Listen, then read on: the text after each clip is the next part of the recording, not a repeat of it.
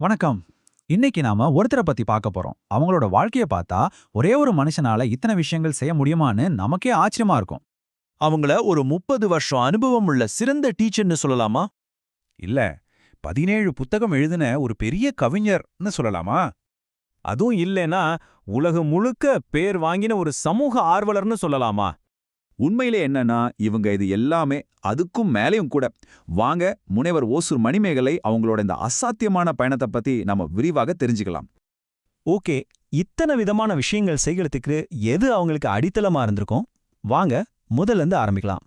30 வருஷம் சும்மா சொல்றதுக்கு ஈஸியா இருக்கலாம்.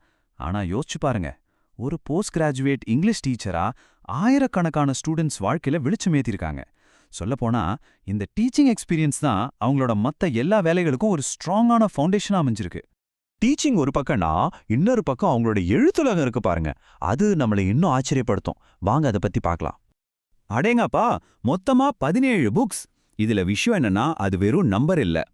கவிதை, குழந்தைங்களுக்கான கதைகள், டிராவல் ரைட்டிங், டிரான்ஸ்லேஷன்னு இலக்கியத்துல அவங்க தொடாத ஜான்ரே இல்லைன்னு சொல்லலாம். இதுவே அவங்களோட திறமைக்கு ஒரு பெரிய சாட்சி இல்லையா? அதுவும் சும்மா ஏதோ எழுதணும்னு இல்ல, குவாலிட்டிலையும் அவங்க படைப்புகள் வேற லெவல். உதாரணத்துக்கு அவங்களோட சிற்றுளி செதுக்கிய சிற்பம் அப்படிங்கிற கவிதை நூலுக்கு மதிப்புமிக்க தகைசால் விருது கிடைச்சிருக்கு. அவரோட கவிதை திறமைக்கு இது ஒரு சூப்பர் எக்ஸாம்பிள். அது மட்டும் இல்லங்க, ஈரவேரும் வீரிய விழுதும் அப்படிங்கிற அவங்களோட நாவலுக்கு கௌரா இலக்கிய விருதோட சிறப்பு பரிசு கிடைச்சிருக்கு. சோ கவிதையா இருந்தாலும் சரி, கதையா இருந்தாலும் சரி, தரம் அப்படிங்கிறது அவங்க எழுத்தோட ஒரு நிரந்தர அடையாளமா இருக்கு. சரி, ஒரு பக்கம் டீச்சர், இன்னொரு பக்கம் எழுத்தாளர். ஆனா இது ரெண்டையும் ஒன்னா இணைக்கிற அந்த ஒரு விஷயம் என்ன? எது அவங்களை இப்படி தொடர்ந்து இயங்க வைக்குது? இதுதான் அது, அவங்களோட மிஷன். மாணவர்கள், இளைஞர்கள், அப்புறம் பெண்களோட முன்னேற்றத்துக்காக தொடர்ந்து உழைக்கணும். இது வெறும் வார்த்தைகள் கிடையாதுங்க. அவங்க செய்யற ஒவ்வொரு வேலைக்கு பின்னாடியும் இருக்கிற உண்மையான இன்ஸ்பிரேஷன் இதுதான். அவங்களோட இந்த மிஷன் ஒரு 3 ஸ்டெப்ல ரொம்ப அழகா வேலை செய்யுது. முதல்ல டீச்சிங் மூலமா அறிவுக்கு கல்வி கொடுக்கறாங்க. ரெண்டாவது, தன்னோட எழுத்துக்கள் மூலமா மனசை தொடுறாங்க. கடைசியா சமூக சேவை மூலமா மொத்த சமுதாயத்தையுமே மேம்படுத்துறாங்க. பாத்தீங்களா, மூணுமே ஒன்னோட ஒன்னு கனெக்ட் ஆன ஒரு பெர்ஃபெக்ட் பிளான். இவ்ளோ அர்ப்பணிப்போட ஒருத்தங்க வேலை செஞ்சா அதுக்கு அங்கீகாரம் கிடைக்காம இருக்குமா? கண்டிப்பா இருக்கும். உள்நாட்டுல இருந்து வெளிநாடு வரைக்கும் அவங்க வாங்கின விருதுகளோட லிஸ்ட் ரொம்ப பெருசு. அவங்களோட இம்பாக்ட் எந்த அளவுக்கு பெருசுன்னு பாருங்க.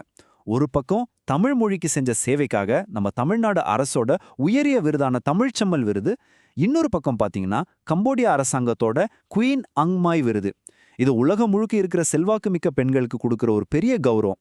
இதுவே போதும் அவங்களோட வேலை எல்லைகளை தாண்டி அங்கீகரிக்கப்பட்டிருக்குன்னு சொல்றதுக்கு. இந்த லிஸ்ட் இன்னும் முடியல. நல்லாசிரியர் விருது, ஸ்ரீலங்காவோட தமிழ்மணி விருது, உலக ஔவையார் விருது, தனிஷ்க் புதுமை பெண் விருது, லைஃப் டைம் அச்சீவ்மெண்ட் விருதுன்னு சொல்லிக்கிட்டே போகலாம். ஒவ்வொரு விருதும் அவங்க வேலையோட ஒவ்வொரு பரிமாணத்தையும் கௌரவப்படுத்துது. இவ்ளோ சாதனைகளை பண்ணதுக்கு அப்புறமும் அவங்களோட பயணம் நிக்கல.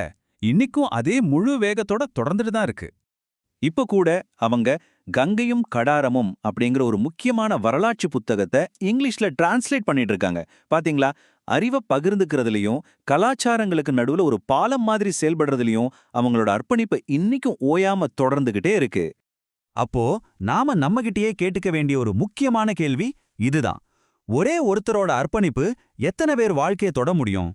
முனைவர் ஓசூர் மணிமேகலை அவங்களோட வாழ்க்கை இந்த கேள்விக்கு ஒரு அசத்தலான பதிலா நம்ம முன்னாடி நிக்குது.